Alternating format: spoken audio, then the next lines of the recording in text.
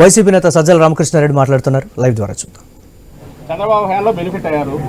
చంద్రబాబు హయాంలోనే అంతకుముందు డిస్టిలరీ ఇది పెంచారు. చంద్రబాబు హయాంలోనే మన లైసెన్స్ ఇది క్వాంటిటీస్ పెంచారు. చంద్రబాబు హయాంలోనే కొత్త బ్రాండ్లు అలౌ చేశారు. చంద్రబాబు హయాంలో కొద్దిమందికి మాత్రం ఫేవర్ చేశారు. చంద్రబాబు హయాంలో మధ్య ఏరులు అయిపోయింది. మీకు తెలుసు, నాకు తెలుసు. ఈ రోజు అంతకు రెండింతలు పారుతుంది. ఆ రోజు బెల్ట్ షాపుల ద్వారా ఆ రోజు పారింది. నీ ఫ్యాక్టరీ పెట్టుకుంటే నీ దానికి ఆర్డర్ ఎక్కువ వస్తే నువ్వు ఎక్కువ ప్రొడ్యూస్ చేసి ఇస్తే నీకు కాస్ట్ తగ్గుతుంది, ప్రాఫిట్ పెరుగుతుంది. కాబట్టి నువ్వు ఇస్తావు, ఇవ్వడానికి అవకాశం ఉంటుంది. ఇస్తావని కూడా నేను ఛాన్స్ ఉంటుంది. జగన్మోహన్ రెడ్డి గారి హయాంలో తగ్గింది క్వాంటిటీ. జగన్మోహన్ రెడ్డి గారి హయాంలో గవర్నమెంట్కు రావాల్సింది ప్రతి పైసా వచ్చింది. జగన్మోహన్ రెడ్డి గారి హయాంలో ప్రభుత్వ దుకాణాలు అయినందువల్ల కింద బాటిల్ అమ్ముడు పోతేనే ఇమ్మీడియట్ రికార్డ్ అయ్యి ఆ తర్వాతే డిస్టెంట్రీకి అమౌంట్ పోయింది. స్టేట్ ఎక్స్చెక్కర్కి రావాల్సి వచ్చింది. దానివల్లే ఆదాయం పెరిగింది విపరీతంగా. నువ్వు లాజికల్గా ఆలోచిస్తే ఇక్కడ అవకాశం ఉంటుంది, ఇక్కడ ఉంటుంది. ఫస్ట్ ఆరోపణలు చేయడం అక్యూజుడు ఆరోపణలు అది అక్యూజేషన్ తప్పు కాబట్టి అక్యూజుడు అనగలుగుతున్నాడు ధీమాగా. ఇంత గట్టిగా ఎందుకు వాయిస్ రైజ్ చేయగలుగుతున్నాము? జయసాయిరెడ్డి మూడున్నాడు ఆయన. మరి ఆయన ఎందుకు ఏం మాట్లాడారు? స్కామ్ జరిగింది నువ్వు ఆయన ఎందుకు, అదే నేను అంటున్నా కదా, ఆయన ఎందుకన్నాడు అనేది, ఆయన ఈ పార్టీలోంచి బయటకు వెళ్ళినాక ఎందుకు అట్లా అన్నాడు అనేది ఆయన చెప్పాలి ఎక్స్ప్లెనేషన్. ఆయన ఒక ఇండివిజువల్, ఇప్పుడు పార్టీలో లేడు, బయటకు వెళ్ళాడు. నేను అనేది ఆయన ఏదన్నా, నేను ఈరోజు మాట్లాడింది ఏదన్నా, మా నాయకులు ఎవరు ఏదన్నా, లేదా ఇప్పుడు డిఫెండ్ చేసుకోవడానికి మేము అట్లా లోపల ఏం ఆర్గ్యూ చేస్తాం. అల్టిమేట్ ఇదైతే ఆధారం ఉందా లేదా అనేది. ఇప్పుడు వాళ్ళైనా పబ్లిక్ని ఇంప్రెస్ చేయడానికి ఎందుకు అంతగా రాస్తున్నారు?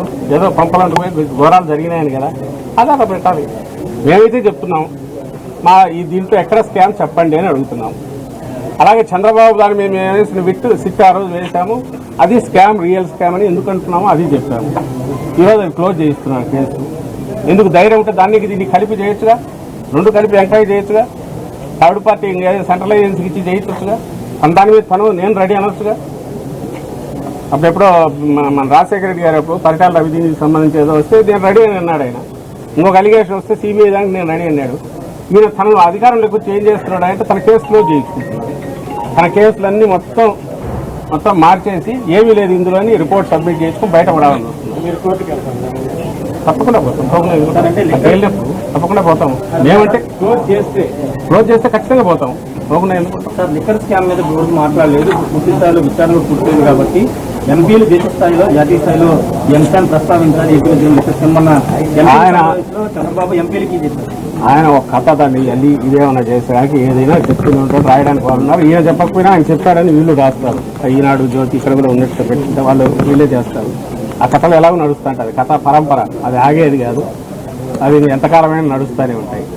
అలాగే దీనికి సంబంధించినంత వరకు ఆధారాలు ఏదైనా ఉన్నాయంటే మన చంద్రబాబు నాయుడు గారు ఆయన ఇప్పుడు ఓటుకు నోటు కేసు దగ్గర నుంచి తీస్తే పెద్ద దాంట్లో ఆయన లేనిది ఎక్కడో చెప్పండి. ఆ కేసులో రేవంత్ రెడ్డి ఆయన బ్యాగ్తో సహా పట్టుకుపోయా, మన వాళ్ళు బ్రీఫ్డ్ మీనింగ్ అయినా ఛార్జ్ షీట్లో 10 సార్లు ప్రస్తావనకు వచ్చా. ఈరోజు రాసినారే ఛార్జ్ షీట్లో జగన్మోహన్ రెడ్డి గారి ప్రస్తావన. అవును, నీ పెన్ను నీ పేపరు నువ్వు పెట్టుకున్నాడు, అది రాయక ఏం రాస్తాడు? అక్కడ ఆ రోజు నీ కంట్రోల్లో లేని అక్కడ వచ్చినా మరి అది బయటకు రాకుండా ఇది చేస్తున్నారు. ఆ తర్వాత పొలిటికల్ కాంప్రమైజ్ అయ్యి ఏమై చేస్తున్నారో తెలియదు కానీ గుర్తొప్పుడు కాకుండా ఇటు వచ్చి తప్పించుకున్నారు. అంతకంటే అది క్లించింగ్ ఎవిడెన్స్. బ్యాగుతో డబ్బు, మనిషి వీడియో, అతను ఆ పార్టీ నాయకుడు రేవంత్ రెడ్డి అప్పట్లో తెలుగుదేశం పార్టీ నాయకుడు అని జరిగి దానికి ఫిట్ ప్రోకో అంటే అది ఇచ్చినందుకు ఓటు వేయించుకోవడానికి ఎలక్షన్ ఉంది అని చంద్రబాబు నాయుడు ఫోన్ టాక్ మన వాళ్ళు బ్రీఫ్డ్ మీద అది బయటపడింది. అది ఫోరెన్సిక్ పోయి కరెక్ట్ అని కూడా అది వచ్చింది. ఎస్, అది ఎవిడెన్స్. సో దాని క్వశ్చన్ చేసి దానికి అతను ఆన్సర్ ఇవ్వాలి. ఇక్కడ వాటి ఒక్కటన్నా చూపించండి, లేదుగా. మిథున్ రెడ్డి గారికి సంబంధించిన ఎల్ఆర్ సొంత ప్రాజెక్టుకి 15 కోట్లు మొత్తం కూడా అకౌంట్లో తిరిగినట్టు 15 కాదు, వాళ్ళు రాసింది 5 వచ్చింది, పోయింది వెనక్కి అని కూడా రాశారు. వచ్చింది ఏదో కాంట్రాక్ట్ కోసం, మళ్ళీ వెనక్కి వెళ్ళింది. అయిపోయి ట్రాన్సాక్షన్ అయిపోయింది. అది ఎక్కడి నుంచి వచ్చినట్టు, ఎక్కడికి పోయినట్టు, నువ్వు నాకు ఇచ్చినావు, నేను నీకు మళ్ళీ వెనక్కి ఇచ్చినా. ఇకపోతే ఇది నేను ఎందుకు వాడినాను అనుకోవచ్చు. అవి కూడా ఒక కార్పొరేట్ దీనికి సంబంధించిన జరిగిండొచ్చు రకాలు. అందరూ ఏ స్టేట్లో ఉండేవాళ్ళు, ఇక్కడ ఉండేవాళ్ళు, బిజినెస్ చేస్తున్న వాళ్ళు 500 జరిగింది. బట్ అది కూడా వెనక్కి పోయిందంట. దాన్ని అంతకుమించి లాగలేకపోతున్నారు.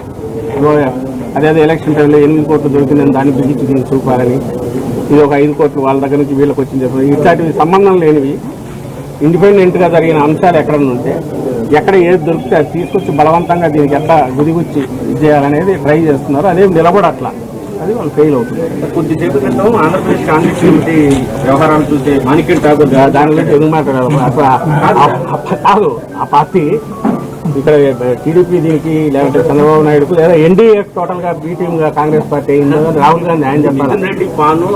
అదే నేను అంటున్నా కదా, ఒక కాంగ్రెస్ పార్టీ అనబడే పార్టీ నాయకుడు అట్లా అంటున్నాడంటే ఆయన మరి రాహుల్ గాంధీ, సోనియా గాంధీ గారు, రాహుల్ గాంధీ గారు వాళ్ళున్న కాంగ్రెస్ పార్టీ నాయకుడైనా ఒకవేళ అయితే ఆ కాంగ్రెస్ పార్టీ అదేదో ఇండియా కూటమి ఉంది దానికి చెందినోడా, లేక ఎన్డీఏ దీని తరఫున మాట్లాడుతున్నాడా, లేదా చంద్రబాబు నాయుడు పర్సనల్గా ఏదైనా బీ టీం లాగా వాళ్ళు వ్యవహరిస్తారా?